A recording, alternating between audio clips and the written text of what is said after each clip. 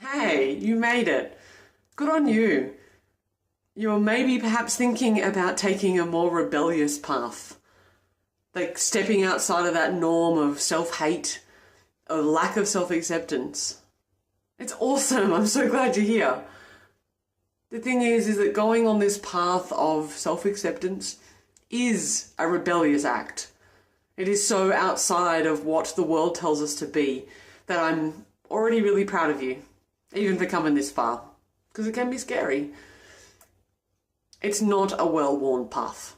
Trust me, it's absolutely not. But it's a worthwhile path. It is absolutely a worthwhile path that leads you to feel okay with who you are. And I think that's a beautiful thing.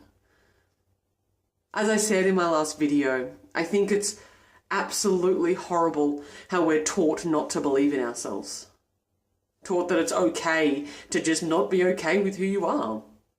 It happens, you notice you have conversations and Mean Girls, that movie comes to mind right now, where they're all sitting around talking and Katie, that main character who's been in Africa and hasn't understood the world in the modern sense, they're all standing around all the other girls and they're like, oh my God, I hate my pores. And like my thighs are touching and there's all this stuff, and Katie says something about her not liking her BO. I think that's what it is. And they all like, ew. And she never understood that there's a world where people don't like themselves. She's always just functioned as a person and not really paid much attention to it. And I think that's so true of the world that we live in. The world that we live in is it's perfectly okay to dislike yourself, but you're a bit of a weirdo if you do. We're also busy trying to fit into boxes. I want to go to this box. I want to go to this box. Some of us are a square. Some of us are circles. Some of us are triangles.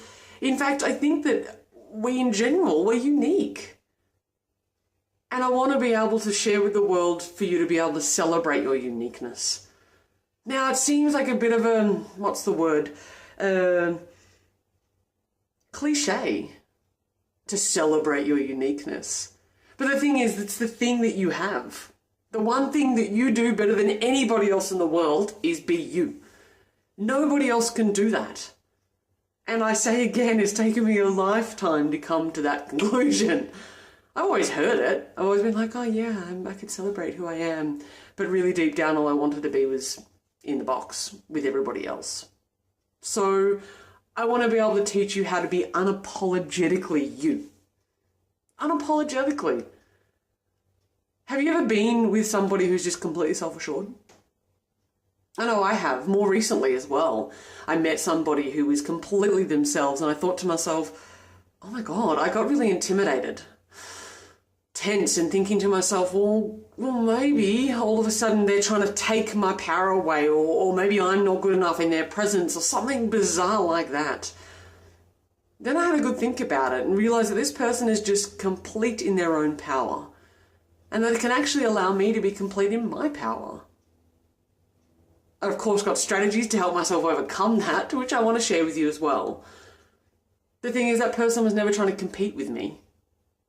But when I tried to compete with them, it was just not going to work because I wasn't feeling whole. But in a moment, I was able to change that and be friends with this person, which I think is a beautiful thing. We can be shine and whole together.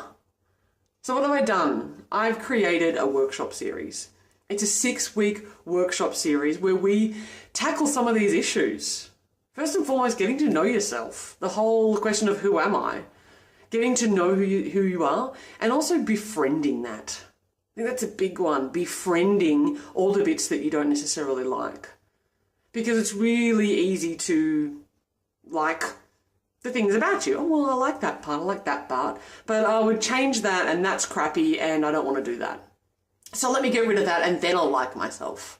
Then. So if I could lose 5 kilos, I would love myself then. If I could get my boyfriend or girlfriend, I would love that. Whatever it happens to be. We all have these things that if we get that, then we can.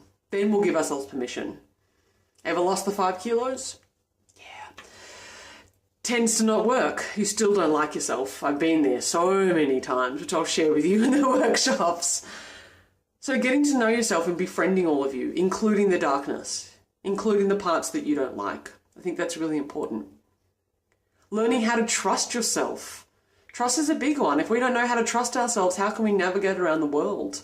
We tend to make choices that we don't believe in and then feel bad about ourselves. And the negative self-talk, who has that? Yes. The negative self-talk comes in and overrides us. So we'll talk about negative self-talk as well and how to overcome it, how to change the negative self-talk. We're also going to have a look at how to set boundaries, for yourself. And that comes with the trust. How do we trust ourselves enough to set boundaries with people, communicate really effectively between each other and for ourselves? It's a rebellious workshop.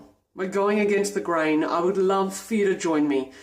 If you'd like to, if you're thinking that maybe this is something that could be you, if you feel like you could go with some of this information, if it sounds like something like you would do, if you can see yourself learning to love yourself a bit more, then pop your details in the contact form below. Let me know a bit about you.